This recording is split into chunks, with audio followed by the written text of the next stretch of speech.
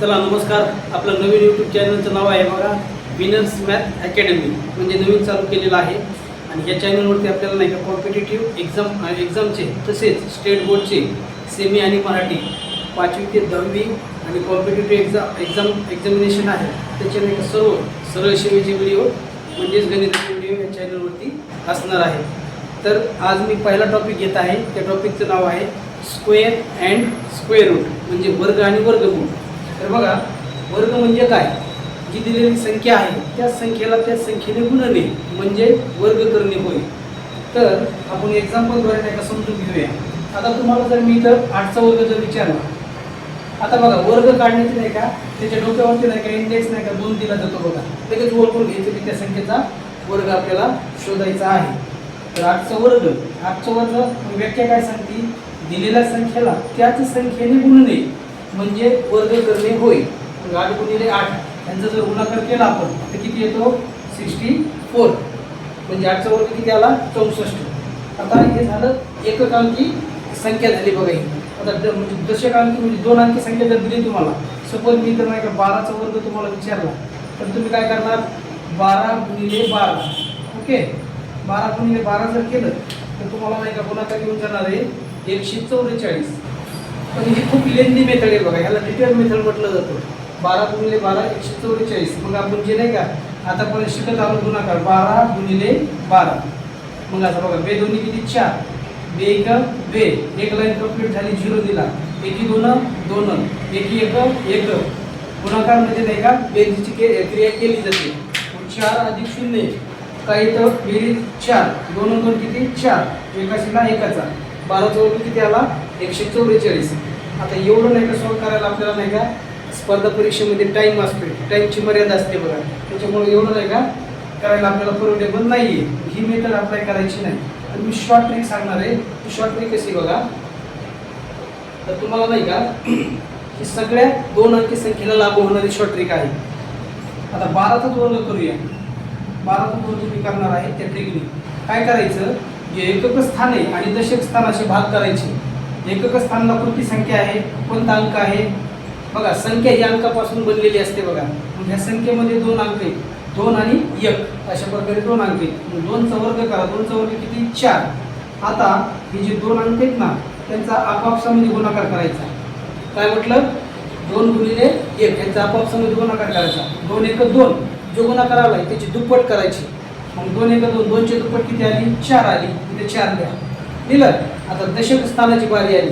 मग दशक स्थानावर कोणता अंक आहे? 1. 1चा वर्ग किती? 1 झालं. 12चा वर्ग किती? 144. गुणाकार करायची गरज नाही. आता दुसरी एक संख्या घेतो. आता सपोज मी तर नाही का 23 संख्या घेतली. 23चा वर्ग तुम्हाला विचारला मी, तर काय करतात तुम्ही? एकक स्थान आणि दशक स्थान असे नाही का विभागणी करायची. एकक स्थानावर कोणती ह्या संख्येवर एकक स्थानावर कोणता अंक आलेला आहे? 3. मग 3चा सर्वप्रथम वर्ग करायचा. 3चा वर्ग किती? 9 आला. मग आपापसामध्ये नाही का त्या अंकांचा गुणाकार करायचा. 3 गुणिले 2, 3 2 6, जो गुणाकार आला त्याची दुप्पट करा. 3 2 6 आले ना, 6ची दुप्पट किती? 12. 12शीला किती? 2चा कॅरी किती आला? 1. मग आता तसंच दशक स्थानावर कोणता अंक आलेला आहे? 2. 2चा काय करायचा? वर्ग. 2चा वर्ग 4 आणि हातचा आलेला 1 किती झाले? 5. अशा प्रकारे 23 या संख्येचा वर्ग किती असणार आहे?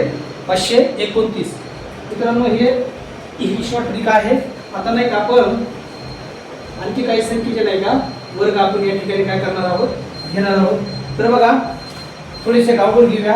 आता 78चं तुम्हाला स्क्वेअर करायचं आहे बघा. 2 अंकी संख्या नाही का तिथे दिसतील, ही ट्रिक अप्लाय करायची. काही नाही का सेकंदामध्ये आपला आन्सर फाईंड होणार आहे.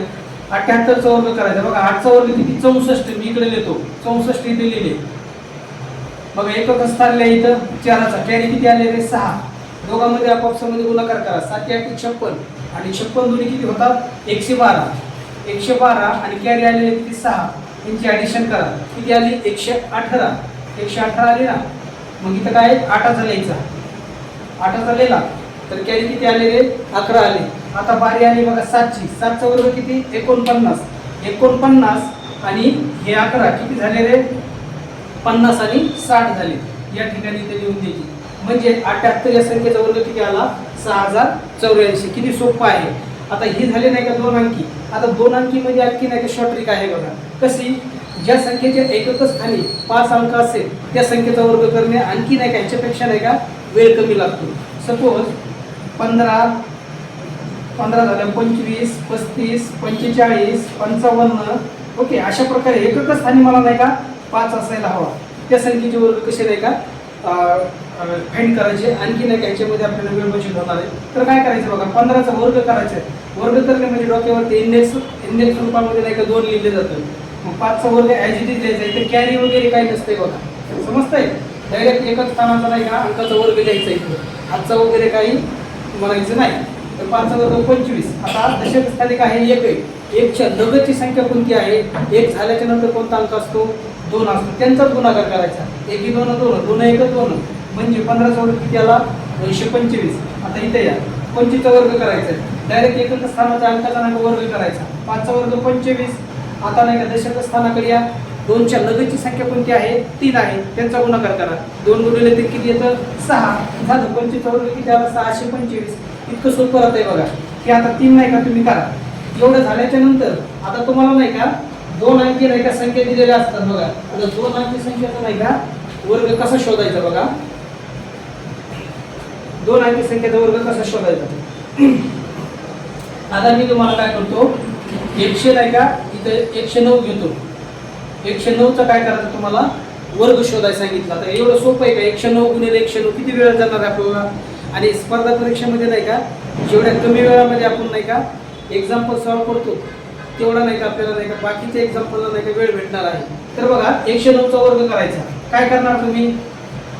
आपल्याला एक ह्याच्यामध्ये एक कन्सेप्ट शिकायची आहे बघा. आपल्याला बेस आहे का एक ते 100, एक ते 150 असणार आहे, 200 असणार आहे, 250 असणार आहे. असा एक बेस नाही का आपल्या माइंडमध्ये कन्सिडर करायचा.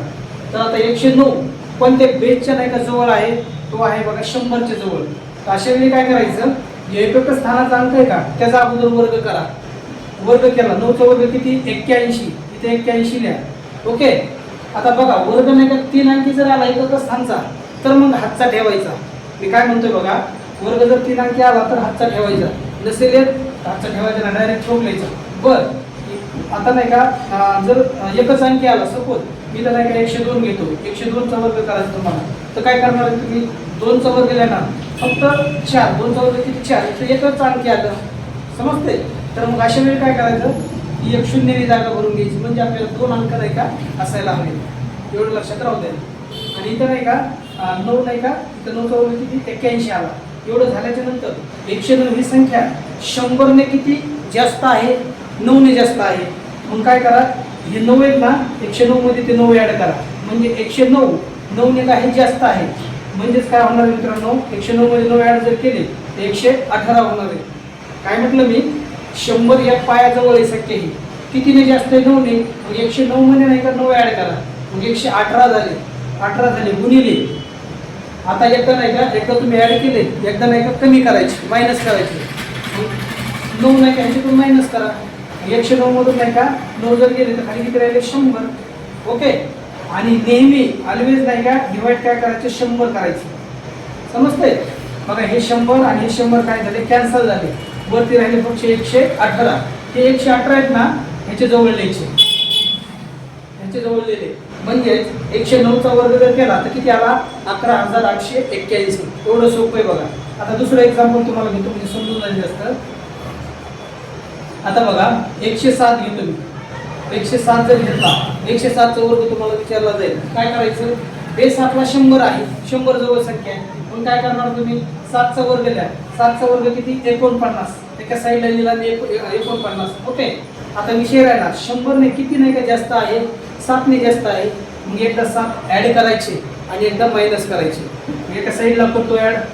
107 आणि 7 किती झाले? 114. गुणाकारमध्ये एकदा नाही का 7 कमी करायचे, एकदा ॲड केले, एकदा कमी करायचे. म्हणजेच 107 मधून 7 गेले, खाली किती राहिले? 100. ऑलवेज नाही का डिव्हायडेशन मध्ये काय असणार आहे आपलं? 100. एवढं लक्षात ठेवायचं. आणि हे जे कॅल्क्युलेशन येते उचलायचं आणि इथं अटॅच करायचं, इथं मांडायचं. बघा हे 100 आणि 100 कॅन्सल झाले. 114 इथे लिहायचे. म्हणजेच 107 या संख्येचा वर्ग किती आला? 11,449. आता तुम्हाला नाही का 150 बेस पकडून नाही का मी सॉल्व्ह करून देतो. आता तुम्हाला मी असं जर एक्झाम्पल दिलं 152चा वर्ग. 152चा वर्ग तुम्हाला फाइंड करायला सांगितला तर काय करणार आहे तुम्ही? 152 गुणिले 152 करणार का? नाही करायचं तसं. मग कसं करायचं बघा, हे 150च्या जवळ आहे बघा, त्याच्या अगोदर काय करायचं? एकच असताना अंकाचा नाही का वर्ग करायचा. 2चा वर्ग किती? 4. फक्त इथे एकच अंक आलाय, एक चालणार नाही, 2 अंक घ्यायचा म्हणजे शून्याने जागा या ठिकाणी भरून घ्यायची. ओके, 0-4 हे 0-4 राहिले, हे लक्षात राहू द्या. आता बघा 150 बेस पकडला मी, काय केलं? 150 काय केला? पाया पकडला. आता 150 पेक्षा कितीने जास्त संख्या ही 2 ने. मग ह्या 152 मध्ये एकदा 2 ऍड करा आणि एकदा मायनस करा. म्हणजे कसं होतंय बघा, 152 ह्याच्यामध्ये 2 ऍड केलं तर 154 होणार आहे, गुणिले एकदा मायनस करा म्हणजेच 152 मधून नाही का 2 गेले तर खाली किती राहिले? 150 राहिले. छेदामध्ये म्हणजे 100 नेहमी असायला हवं, तरच नाही का बरोबर नाही तर सगळं घोळ होणार आहे. बघा हा 0 कॅन्सल, हा 0 कॅन्सल. संक्षिप्त रूप देतो बघा मी. 5 ने भाग देतो, 5 3 किती? 15, 5 2 किती? 10. आता 2 ने वरती समसंख्या 154 आहे, 2 ने भाग दे त्याला. बेसती किती रे? 14. बेसती 14, खाली राहिलं 1. अगेन काय आहे? बेसती किती? 14. म्हणजेच वरती किती आलं? 77. 77 गुणिले 3 करा फक्त, म्हणजेच काय होणार आहे? 7 3 21, 210 होणार आहे. अगेन 7 3 21 म्हणजे ह्याच्यामध्ये ऍड करा, किती झालं रे? 241 झालं, सॉरी 231 झालं. म्हणजे हे उचलायचं आणि या ठिकाणी नाही का इथं मांडायचं, म्हणजे 0-4 पहिला आपलं इथं आलेलं, म्हणजे 231. अशा प्रकारे मित्रांनो हे नाही का बेस पकडून नाही का आपल्याला 200 बेस म्हणजे आपल्याला काय 200च्या पुढील कोणती संख्या असेल, 207 असेल, 209 वगैरे वगैरे, पुन्हा 250चे बेस, असे हे बेस पकडून आपण कोणत्याही संख्येचा नाही का 3 अंकी संख्येचा वर्ग आपण छान प्रकारे फाईंड करू शकतो. तर भेटूया असेच शॉर्ट ट्रिकच्या व्हिडिओमध्ये. तर चॅनलला आपल्याला नाही का सबस्क्राईब करा, केलं नसेल तर. धन्यवाद.